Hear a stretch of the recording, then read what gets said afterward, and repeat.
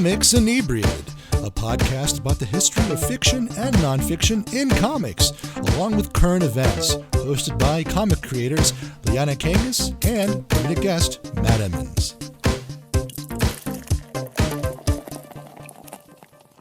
Hey everyone, welcome to Comics Inebriated. I am one of your hosts, apparently, Liana Kangas. And I am allegedly your second host, Matt Emmons. And with us is a third, not quite host, but very special guest, near and dear to my heart. We have Henry Barajas. Hey, I know you have a heart murmur, so it's really nice that I get to be there to support the blood that flows through your... My chihuahua had a heart murmur. Oh. He did. I don't. My heart's... This podcast is off to a great start today. R.I.P. to Paco. No. Yeah. Sweet baby. But we're not here to talk about Paco.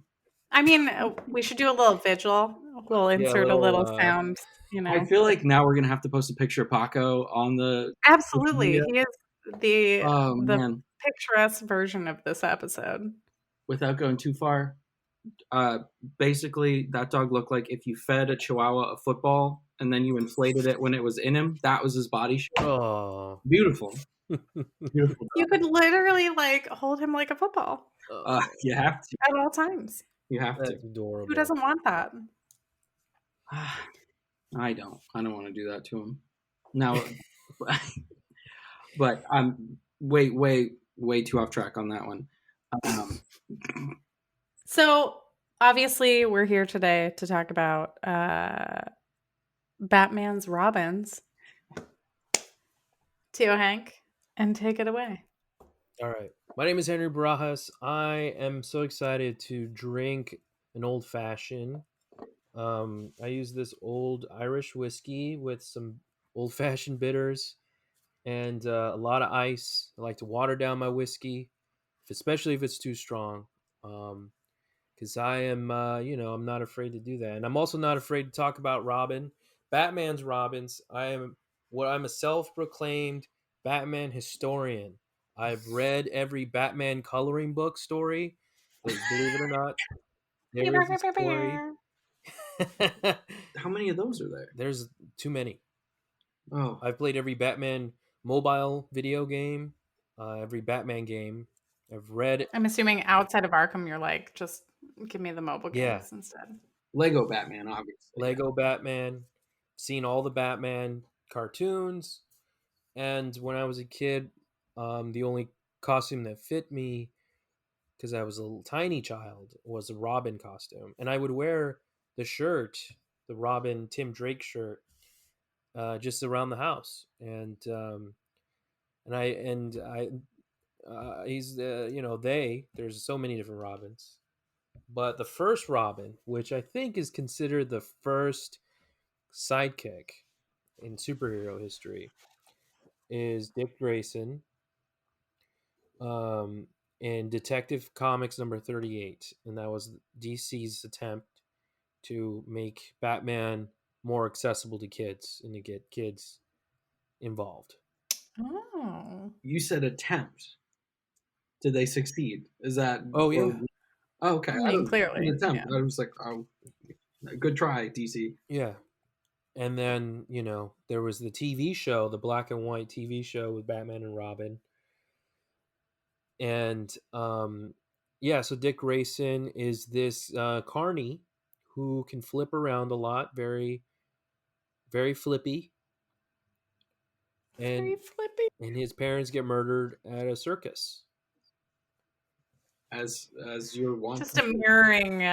This is why Batman felt bad. Yeah, Batman's like, "Yo, I know what's up. Let's go avenge some crime." And there's so many, so many weird stories where Robin is kind of the he takes the first hit, then Batman comes in and saves the day. And taking one for the team. Yeah, exactly. You would think he wouldn't be a frontline boy, but I guess he is. Yeah. With all that sass, he has to be a frontline boy. Come on. So I didn't really get into Robin until the Batman the Animated Series, because I was like 5, Is this the Bruce Timm one? I was going to say, which one is this? Bruce Timm, Okay. First, Batman the Animated Series, and then 1995. Then going backwards and watching the Justice Friends, where I think Casey Kasem was the voice of Robin. Oh, okay. Really? Interesting. Right? I don't know. You're the expert here. I mean, you're here to when tell did the us. show come out? Because I was born in '95. Well, no, the Justice Friends stuff. Oh, I'm I don't sorry. know what that is. I'm looking it up, but this was also, I mean, in the early '90s, that we were talking about.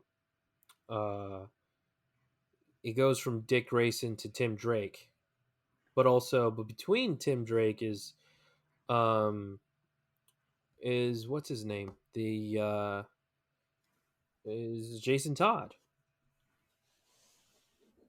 Which that one's like a punch in the face if you're just new to following Robins, am I right? Yeah. Wait. Well, the interesting thing. Go ahead, Matt. Oh. How many Robins are there? Good question.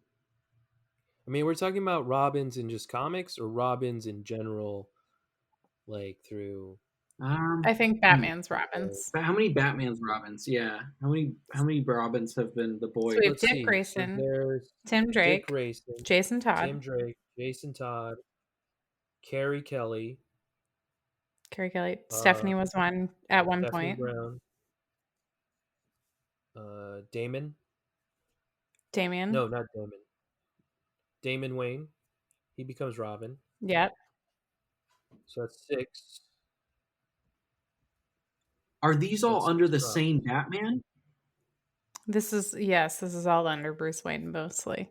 Because I see a problem here. Absolutely, but continuity is definitely not comic strong suit. No, So yeah, I'm not worried about continuity. timeline continuity, I'm worried about neglect. Neglect to Bruce Wayne because he's an old, decrepit man taking care of 80 million kids. No, it's very bizarre. He seems to just be weird optics. Cycling through these boys and girls. Is Stephanie? Carrie Kelly and Stephanie Brown both. Yeah. Okay, yeah, he's cycling through these kids. There's also Squire, who's like a faux Robin from Knight and Squire. What? Wait, who did Red Robin? Or Red Robin? Red Robin Who was that Red Robin one? Tim Drake, because he couldn't be a kid Robin again. Okay, so back to Jason Todd. So the funny thing about Jason Todd is he tries to steal Batman's tires and succeeds. I actually didn't know that. Yeah, so the Batmobile, Batman comes and sees it propped up, and Jason Todd's running away with some, good Firestones that he just Wayne Tech tires. Yeah, Wayne Tech tires. Firestones. That's a crossover I want in comics. Firestone. Yeah. And then he's like, "Hey, dude, come on! Like, those are expensive. Like, do you need a job? Do you want to? I got a job. Dick Grayson ran out on me and became Nightwing and started doing the Teen Titans stuff. So he brings in Jason Todd without doing an accurate background check and finds out he's an asshole. Jason Todd's an asshole. He oops, really hurts people. Employers. Yeah, it's a great storyline though. So then one day he grounds him. He's like, "You're not allowed to go outside." And then Bruce Wayne does that. Yeah. Is that real? Yes. He goes, "No, you got to go to your room. You're not Robin anymore." And then Robin goes like, "Whatever. I'm going to go after the Joker. Like, you think I can't do this?" Goes after the Joker, gets his ass kicked. And then DC Comics puts in their comic book at the end of the book, Batman number 428. And this is 1988 in the storyline Death in the Family. DC Comics puts a 1-800 number and says, if you call this number, this means you want Jason Todd to live. And if you call this number, he dies. Wow, we didn't know this was going to turn into a marketing ploy Yeah. episode again. Excuse. Every comic is marketing ploy. Yeah. So Okay, so what did the people decide? they decide That's my real who gets question. killed. Dead boy. Oh, Callers Blow only up. want a dead boy. Yeah. the 80s were a wild era. Let's be real. You both didn't know this? Are you being serious? What? Yeah. That's I assume. Yeah. I don't know. Liana, are you playing? Hmm? Are you playing with me right now? You didn't Playing know. with you what? You didn't know that this is what happened to him. No, Wow. and like what's why so Jason Todd is like the one Robin that I was just kind of like lukewarm. Obviously Batman Beyond with him being integrated, right? Is that correct? Yeah, Jason Todd being integrated into No, that. that was It Tim was like a Drake. weird It was Tim? Okay, Yeah, wait. he's like What am I old. thinking of? There's something that I either watched or read and I was just He's integrated in the new just Titans meh show. about. Did you watch the new Titans show? Yeah, okay, so that's what it was. I Obviously I love Dick Grayson, and so I'm gonna get canceled by DC fans in this one. I love Dick Grayson. Tim Drake's my favorite. Jason Todd, when I was like, I'm not a fan of Jason Todd or Stephanie Brown Robin. Interesting. Love Stephanie by herself, and love meh. A shrug at Jason. I'm sorry, Jason. Now that I know your backstory and your whole plight and being killed by millions of readers, now I might, Passion. I'll avenge you. I'll avenge Yeah. you. I'm here to avenge you now. Yeah. So Yeah. DC hired Liana to bring him back. So they drew. I'll draw. They drew two different endings. Oh my god! Cool. What a waste of time. Who owns those pages? Right. Who owns those pages? So there is a Cool. page where Batman goes, "Oh, thank God!" He strips him naked and puts him on the back of a train. No. So they find him. Yeah. Don't like that. What? Yeah. Why has he got to be naked? So you can't find a Robin costume, then you'll know it's him. Yeah, but he's got to have skivvies on, right? Like, I'm very confused here. Does he have Robin underwear on? Hey, I didn't write it. This is DC, I guess. Everyone's naked. Yeah. Let's get You into can be naked, but you can't fuck in 1988. So, so then we have Jason Todd out of the picture, and then we get Tim Drake, which is considered the best detective Robin. He's also, I would say, the best sarcasm. Let's be real. I think at this point we find that having a shithead Robin, everyone voted to kill him. Like, if he was cool, we'd all have wanted him to naked and alive. We'd be living through that Jason Todd era right now. So we got cool. We got like a watered down version of Dick, but we ended up loving Tim. And and he I think he really makes that 90s character. He's the 90s Robin, no matter how we cut it. He does then become Robin in the animated series, which I loved. He's in the second, like, Tim, what is his name? Bruce Timm. Sorry. Yes. Bruce Timm series, the Batman series. So he ends up being, he's essentially the like iconic Robin that a lot of people see, because not a lot of people really, the animated series didn't really focus on Dick Grayson, right? Like, it was especially with Teen Titans and stuff like that. Yeah. But then they bring back Dick Grayson as Nightwing into the Titans. So I hope I'm not detracting too much. Which Robin is the Teen Titans Robin? The first Teen Titans? Dick Grayson. Grayson. Because he got fired by Batman? No. He left. He was like mad at him. He's like, fuck you, I'm done being in your shadow. I watched that whenever it came out and thought he got fired, which I was like, that's rough. You don't even get paid. Yeah, exactly. Like, as a teenager being like, wow, getting fired. Yeah, I was watching that, having been too young to work, being like, man, terrifying. That's got to be rough, getting fired. But okay, glad I've solved that. The ward, so he gets money when Batman dies. I think he's entitled to an inheritance. Good for him. Invest it. That's if I what had I to say, if I had to say. speculate, so we get Tim Drake, and he becomes Red Robin. Yeah. He is Which kind of is in the 2000s, right? he's. Then we get, in the Frank Miller verse, we have Carrie Kelly, Mm-hmm. who I think is a great Robin. One of the, I don't know. It's one. Absolutely. Iconic red hair, short haircut. Yeah, exactly. If Yeah. you love Batman, you want to work with Batman, and then you get that dream job at 13 years old.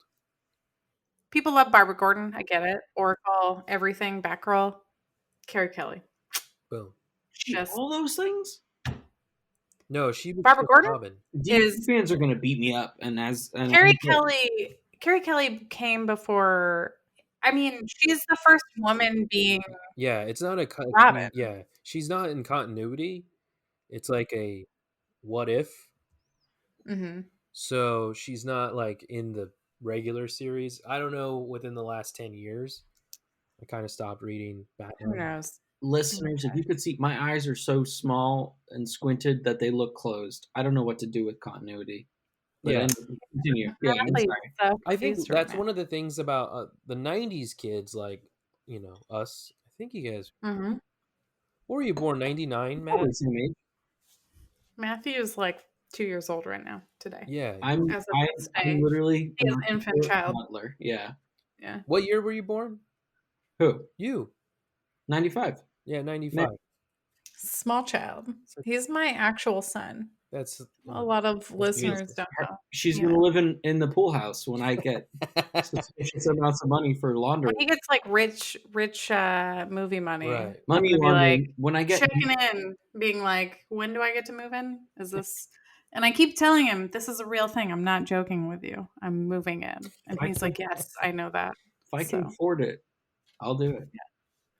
So yeah, I think one of the things that we were afforded, Liana and I, was Batman the animated series cartoon in the 90s. You had X-Men. I mean, it's golden gift. Yeah. You like have, I think we have a distorted view on continuity because my version comes from the animated series and then into the comics. Oh, absolutely. Because that was the most accessible thing. It's not like you could roll out of your house every day or every Wednesday and go to the comic shop and read everything. Your parents are like, I'm going to plop you in front of the TV and get my stuff done, right? And honestly, the content that was coming out at that time, and like you said, even with X-Men and things like that, pulled so much from the comics. And so we have like this, I think our generation has this like base underlying layer of like primer to what to expect from a lot of characters, which is why I think we enjoy a lot of these characters and why we're so obsessed with them. And then eventually, either creating fan fiction or actually creating on that series or whatever IP, our dream IPs, or like, having expectations even for a new IP that comes out, like especially with things right now, like Future State, like our friend Michael and Becky working on Future State and things like that, just having such it's really cool to like have this very not skewed, like I really think it's like enhanced view of these characters and then being able to look at them in a totally different way. And you don't really get that unless you are watching the animated series, whether it be like growing up and like, every Saturday morning, like seeing the new episode versus like it being on repeat because that's what's on, the whatever cable. So, Right. and Bruce Timm, such an iconic look and like style to that series, I think it really pulled out. And that's why it was so attractive to a lot of like younger kids and like up to teens. You know what I mean? It was just widely, acceptable. I'm gonna just throw. I didn't grow up watching that show, and a lot of that missed me in terms of like age range. But I went to college, and that was Bruce Timm's design work was what we were looking at. For here's what's good, smart, simple design. That's that awesome. stuff loops you right back into. I went to school for animation, and all it did was tell me I wanted to make comics. So it loops you right back in. It's really so. We had Carrie Kelly. Right. Yes. Which is a Elseworlds, not continuity. In my understanding, But in continuity, we have a fourth. Well, we had the fourth Robin, which was Stephanie Brown, who was originally spoiler. She was Tim Drake's girlfriend, right? Was that her? She was like, Locker slamming and everything. yeah, she was like basically, up on par with him. They were equals. She even like left the country at one point and was like, I mean, I think he disappeared and she left the country and came back and was like, all right, I guess I'm Robin now. Yeah, Typical girlfriend. Like it wasn't even like a gift to her. She was like, I have to take responsibility, question mark, which you would think that I would appreciate that, which obviously I do on many levels. I'm like, fuck yeah. But also at the same time, I'm like, not a good Robin. Not. Wait, Anyway, who left the country? Tim Drake. Oh, okay. Or he just disappeared. He disappeared. But Stephanie Brown went to, Henry might know this, I think she went to Africa to like volunteer or something like that, and then came back and realized he was gone, and whatever. Yeah. Tim Drake resigned as Robin, and Stephanie decides to make her own Robin costume and starts like, well, I'm going to be Robin because Gotham needs a Robin. And she's not Robin very long. She ends up getting killed. Oh, no. Yeah, which is a eventual thing that happens to Robins. You get killed by the Joker. Seems as much, yeah. Is that what you were like planning this entire time? Was to just like land this bomb on us that every Robin gets killed? Like just FYI. Yeah, it's like, meant to I've told you. You also have to meet the reality of your mortality. This is inevitable. Mm-hmm. And then we get so in the comics in the 80s, Batman gets freaky with Ra's al Ghul's daughter, Talia. I knew that one. Yeah. Look at you, man. One sticker. Any sticker. One sticker. Boom. And they got freaky in the 80s. And then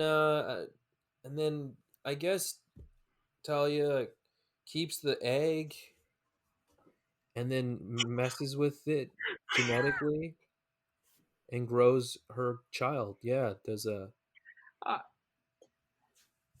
that is the wildest way to describe a pregnancy I've ever heard. Because like I think I'm so speechless. I don't understand. I have to like a bird egg, and it's like, yeah, I'll mess with this. I'll shake it around.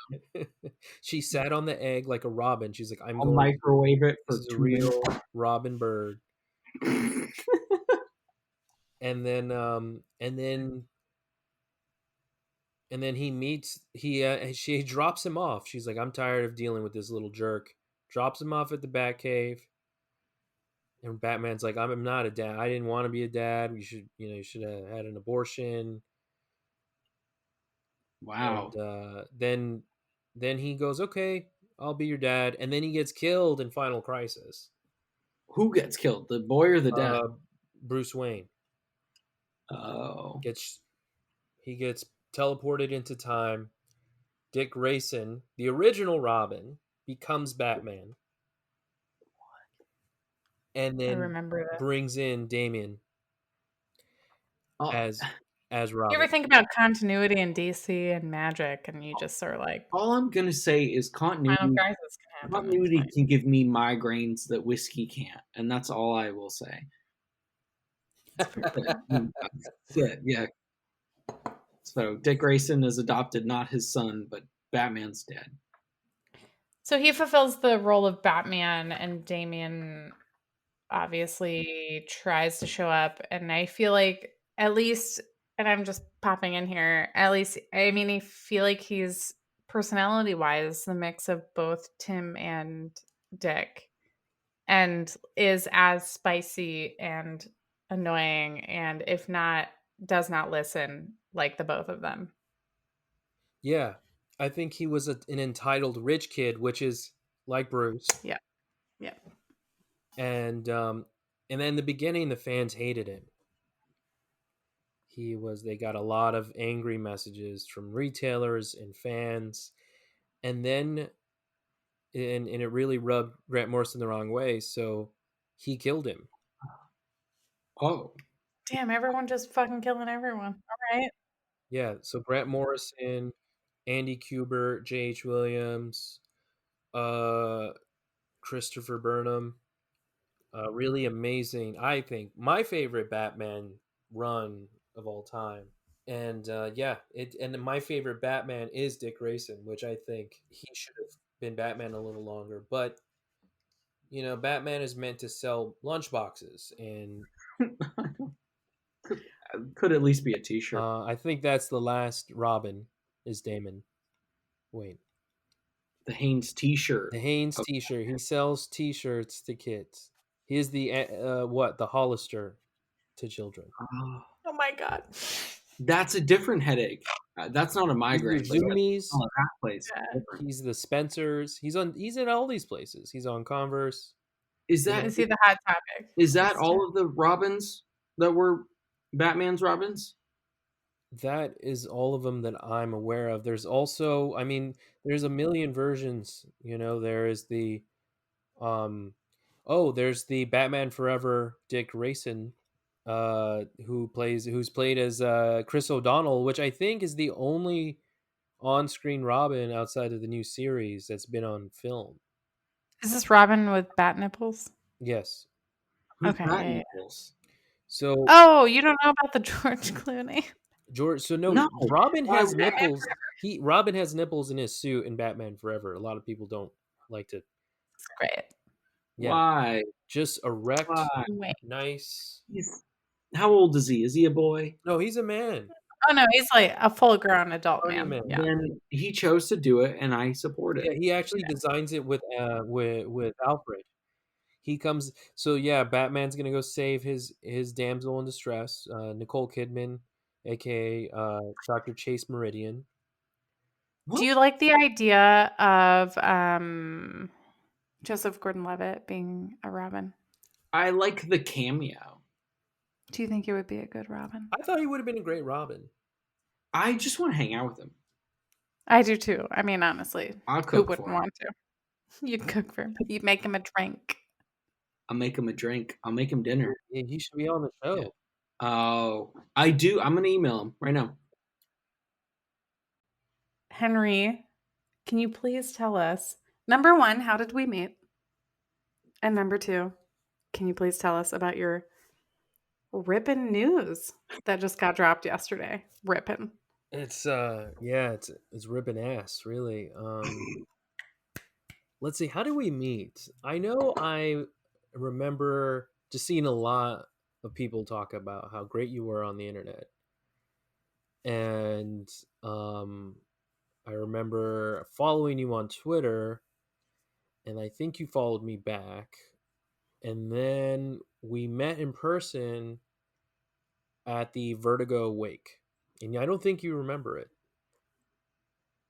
I don't remember it because I feel like I met you before that it was the day before I did the sci-fi video.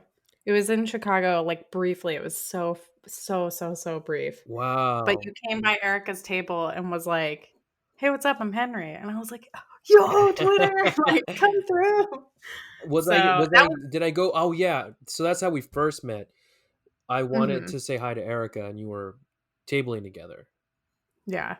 She She let me bombard her table. Actually, I was sick that show.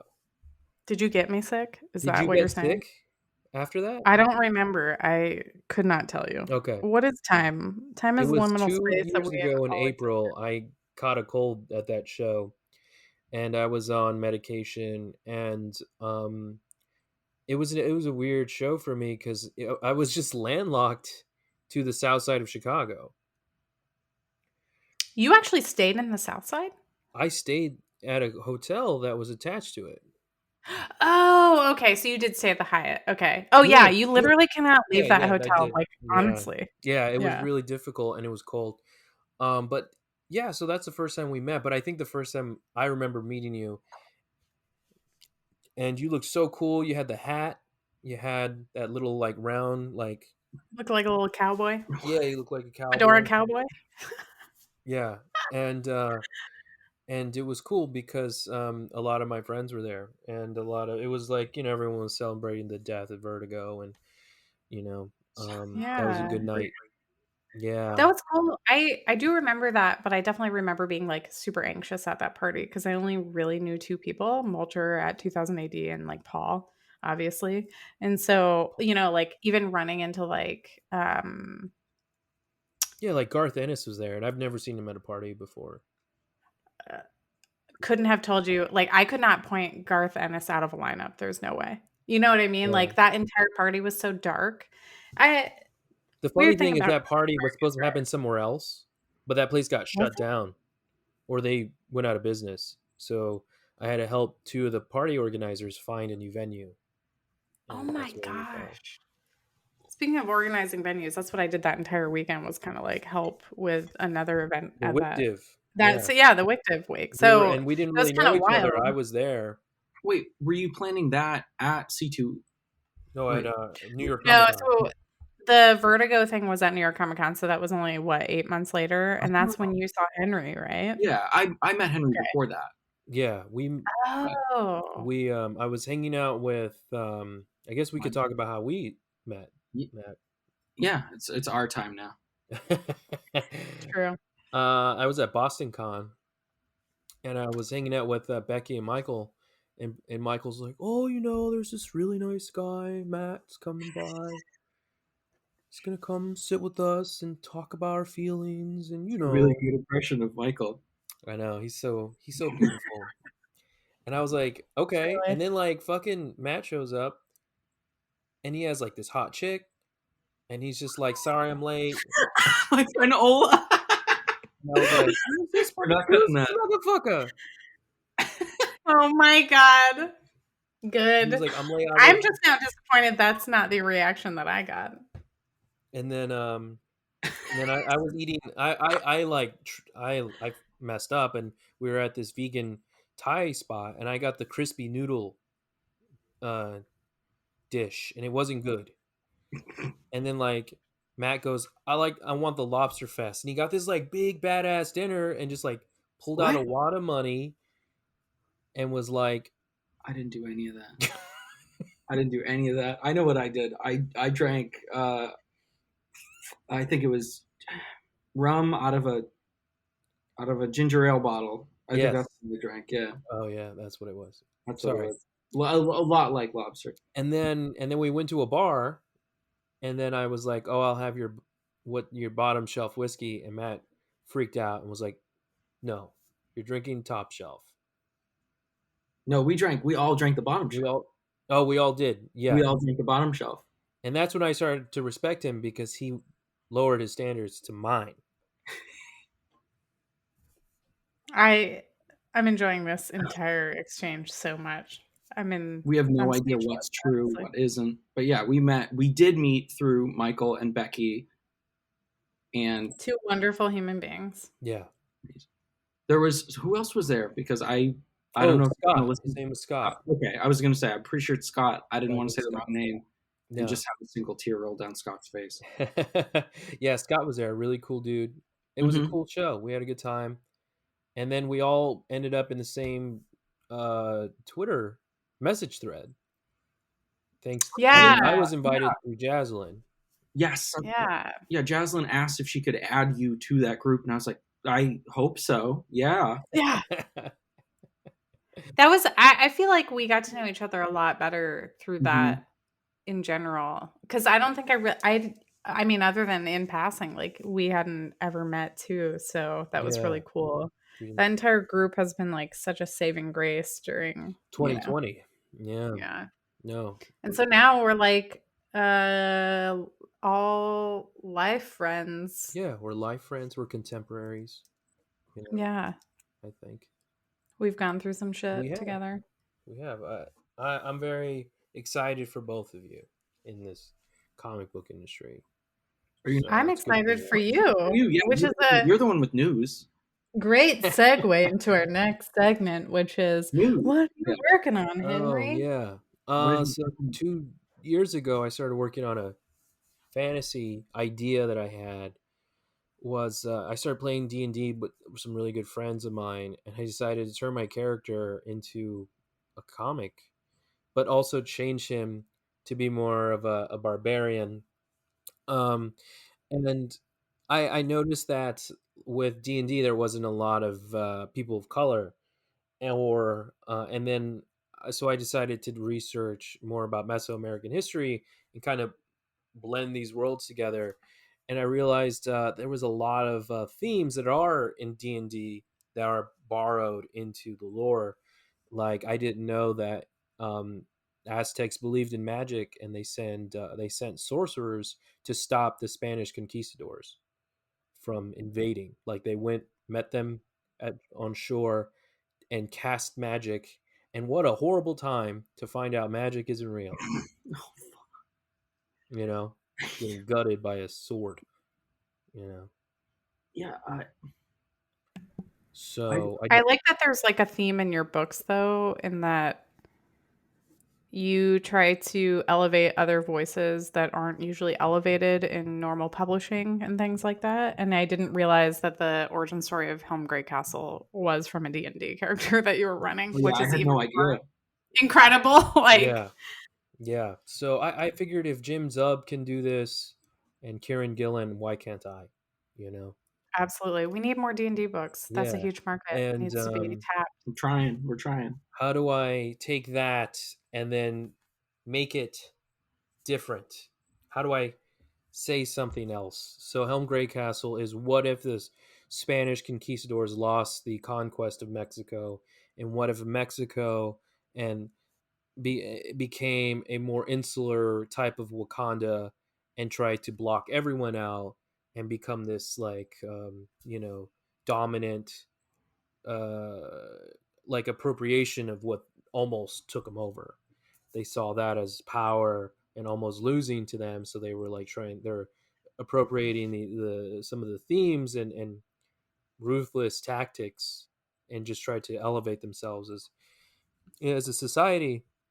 So these adventurers have to wander south into a world that is, virtually unknown, which the Aztec, we are constantly finding landmarks and artifacts and stuff. So Mhm. it's not that far fetched. And also just exploring like what themes of like finding yourself and finding who you really are. And I'm having a lot of fun with that. And originally was just going to be a Kickstarter comic because I have a hard time finding publishers to take a chance on me.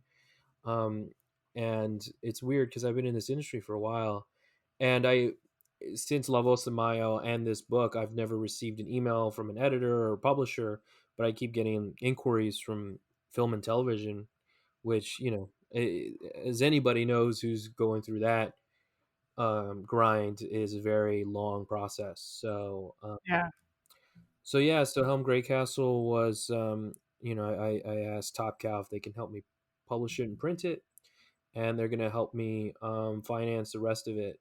It's Oh, gonna be hell 4 issue miniseries. That's incredible. Thank you, Congratulations. We're here for this. thank you. So, and thanks to Matt for doing the variant cover for Kickstarter. I was gonna ask him if he wanted to recolor it, and maybe we can use it for the direct market or something, because I really want his work Yeah, on it. yeah, I'll do whatever. Yeah, so that's coming out in April, and I'm really excited. I'm really honored and happy, and When is the final order cutoff? it's like in March, the end of March. End of March. Okay, great. Yeah, we're far away. It's funny. Okay. Like, well, people listening probably understand what final order cutoff is, but I'm hoping, because this book also has a role playing game component that at the end of the book you can play as an indigenous tribe in Mexico that gets the warning that the Spanish are coming, so they have to prepare for battle. And it's written by Tristan J. Tarwater, who is going through like a Spanish Mexican like class, and who's learning about everything that I'm writing about. So it was very Wow. serendipitous that we're gonna have a game that really puts you in that world. And the idea is to put the map on the inside front and back cover, so you have to tear out all the interior pages so you can Wow. place miniatures on it. I I love I that. didn't realize you were putting the game aspect of it in print too. I'm really excited. I'm excited to see the whole thing, but I'm excited as an added level for that. Yeah, I want this to be something people use again. I think Mhm. that's the problem Oh. with comics is you Yeah. kind of read it once, put it in a bag and board, and suffocate it to death and CGC it or whatever. And I want to encourage people to deface it. I want people to tear the interior pages out, so they have to either buy an additional copy, Or just so Good. they can have a read So it and rip it. Yeah. and a map. So, can you give us the creator team on all of that? Yeah, so Brian Valenza, who runs a studio in Jakarta, he messaged me and wanted to collaborate with me, and I was very honored because not a lot of people ask. And he had a whole team of people that wanted to create their own comics. So we have two other ideas. Once this is done, we will be going into.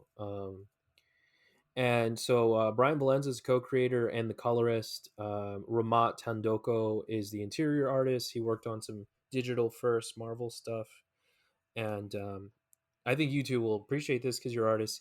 He's only doing pencils, and Brian is just coloring off It pencil. looks so. I thought so. I love that so much. That's like my absolute dream is to just pencil a book. I've been doing that. Yeah, and it looks so good, and it makes me so mad because I'm like, let me buy that piece, and you're like, it's already gone. Sorry. Penciling comics and just coloring straight onto those pencils just gives it this slightly different look that feels so much more different. It's an extra dimension without having to do double the amount of work. Yeah. Oh, I sure, think, yeah, personally. half. Yeah. And you're not losing all of the dynamic intention originally put on the page or like the movement and things like that. You're losing a lot of that when you ink it, I think, Yes. or at least for me. At least for me. So, I Yeah. get and I lose things. and it's beautiful. It It's so Yeah. is. beautiful.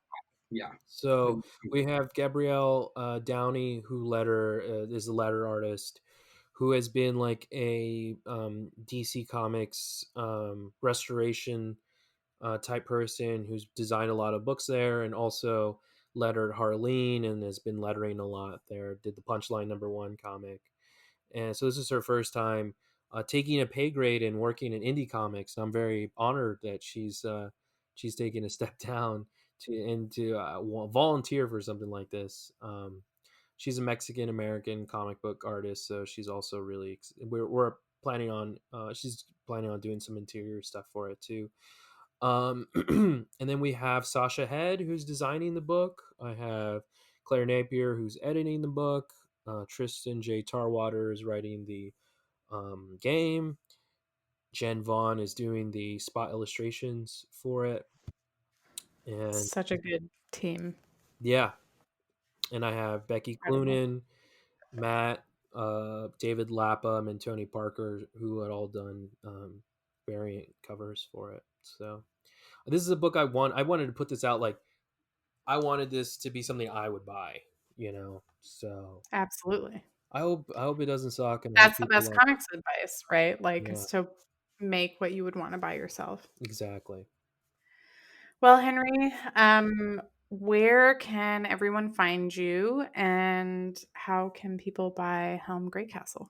I'm usually face down in a ditch somewhere. You can find me there. Yeah, Google Um, Maps will show you yeah, where. Google Yeah. Maps. Yeah, just Good. ass up, just like No. Search Henry Barajas on Google yep, Maps. you find me But there. elsewhere for your Yeah, words and elsewhere. I'm on Instagram and Twitter, Foursquare, Pinterest, but for as what? as Henry Barajas. Oh, okay. Okay.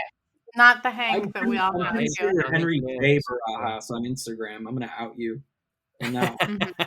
because I And just Matt's like, I memorized that username. Get out of here. I know your yeah, actual username. yeah, it's people know me as Hank if they see me on Twitter mainly. Yeah. Then Helm Greycastle, buy it wherever is convenient for you. Definitely at your comic book store, which I always implore. Unfortunately, the pandemic is not being kind to a lot of comic book shops. So you might have lost your comic book shop somehow. So maybe you can find it through digital means and like iTunes, Comixology, Google Play Store. And I'm sure I'll be doing a Top Cow topcowstore.com. I'll be signing them so you can buy them directly from the publisher. Also, yeah, like I always encourage comic book shops, but I don't have the Diamond ID handy. But if you look up Helm Grey Castle, and that's what Grey with an E, by the way, it's with an A. Yeah. Well, thank you so much, Henry, for coming on. As always, I love you. You're my Tio Hank uh, in the chat, but always in life, Mhm. in my heart. Yeah. And I can't thank you enough for coming on. Thank you for having me. You're a bright shining star.